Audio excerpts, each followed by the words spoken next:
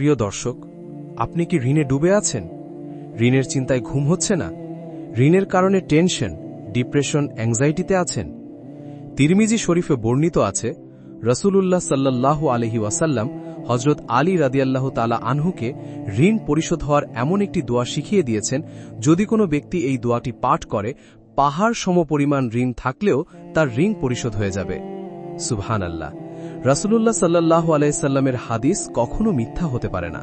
আপনি একিন করে বিশ্বাস করে দোয়াটি পড়বেন, ইনশাআল্লাহ অতি দ্রুত আপনার ঋণ পরিশোধ হয়ে যাবে। দোয়া করার দায়িত্ব আপনার, আর ঋণ পরিশোধ করার দায়িত্ব আল্লাহ তাআলার। ধৈর্য ধরে একিন করে দোয়া পড়ে যাবেন, ইনশাআল্লাহ আল্লাহ তাআলা আপনার ঋণ খুব দ্রুত পরিশোধ করে দিবেন। দোয়াটি হল, আল্লাহুম্মা কফিনি বিহালালিকা আন হারামিক ওয়া আগনিনি বিফদলিকা আম্মান সিওয়াক।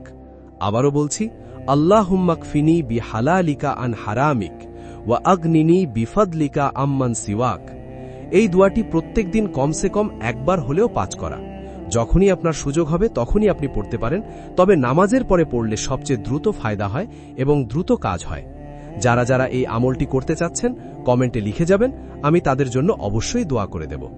যদি ভিডিওটি আপনার কাছে ভালো লাগে, কমেন্ট, শেয়ার, লাইক, সাবস্ক্রাইব ও ফলো করে পাশেই থাকবেন, কারণ আপনার একটা শেয়ার অন্য ভাইদের মুসিবত দূর হওয়ার কারণ হতে পারে। আপনার জন্য সাদকায়ে জারিয়া হবে।